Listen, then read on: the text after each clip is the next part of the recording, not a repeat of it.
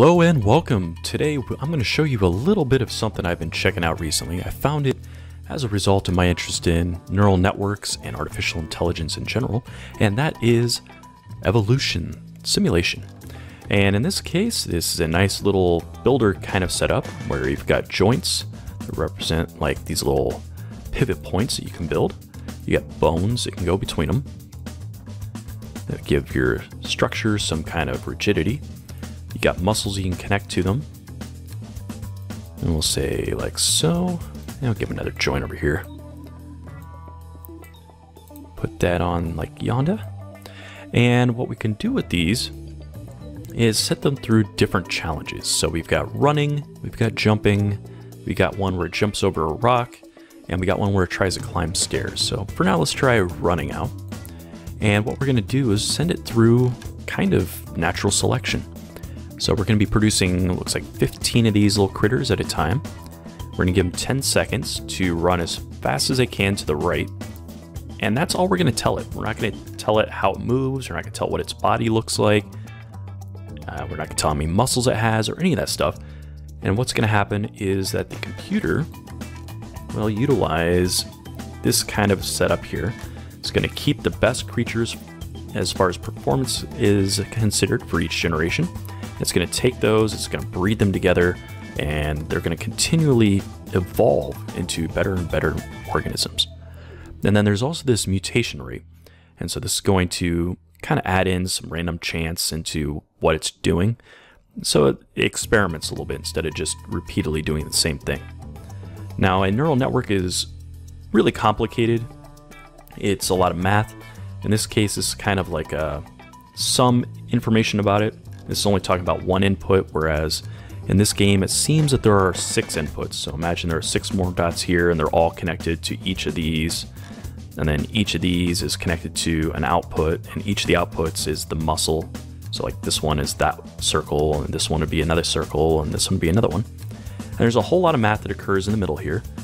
And the end result is that a muscle gets contracted or expands. So if we take this into the evolver, we're going to see all 20 of those little dudes pop up on the screen at the same time, and they're just going to basically act like they have a controller in their hand and they're just mashing buttons. So they don't know what they don't know what any of these muscles actually do, but they're just going to go ahead and press the buttons for them and see what they do. And in this case, it looks like they're already doing pretty well. So this is a bit confusing. It's hard to tell what's happening. So we're going to go ahead and show one at a time and see exactly what they're doing. And that's actually pretty cool.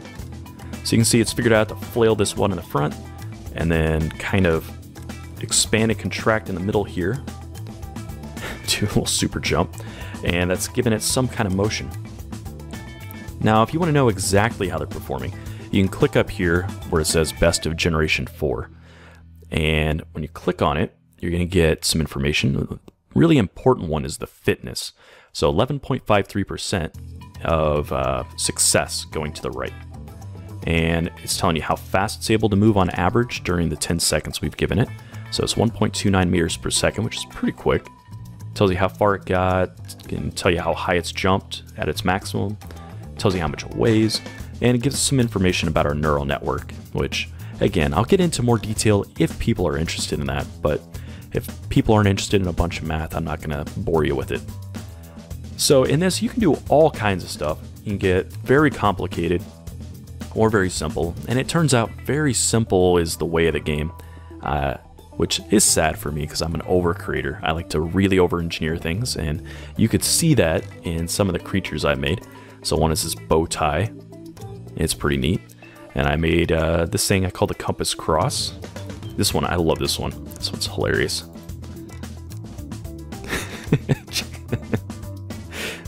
Like, that's the first thing it tries doing. It's amazing.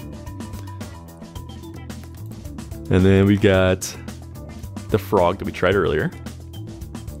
And we've got a bunch of just other weird things down here. Like I tried making this thing. I thought this would be cool, but it never really did much. The one I did get to look pretty cool is this set of human legs. So one thing I've seen everyone try to do is they try to make a video where they create a human body. And it inevitably is terrible because humans really don't walk side to side. And I know what you're saying, no feet, no human. But in this game, peg legs seem to be really good. So if you know me, which some of you do, some of you don't, I am actually a massage therapist by trade. So I know a lot about the anatomy. And so in this case, I went ahead and designed all the bones and joints and stuff and attached all the muscles where they should be in the human body. So this one actually performs a little bit better than the typical ones I see online. Let's see if I can find one of these guys running.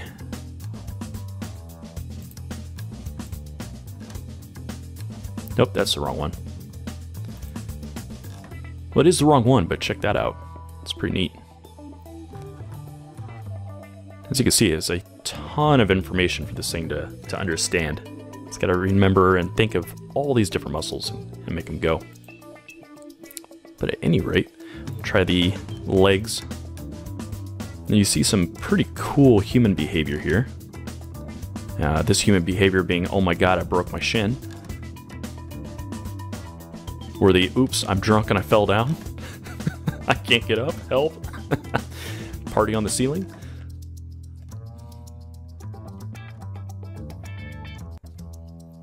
And you can see here, this is where the computer gets a little silly. So you and I may think, this is a pair of human legs, they should walk. But the computer decides, no way, I had better results by flopping on my side, doing a somersault, and then jiggling my legs in the air. And so that's what it's going to keep doing.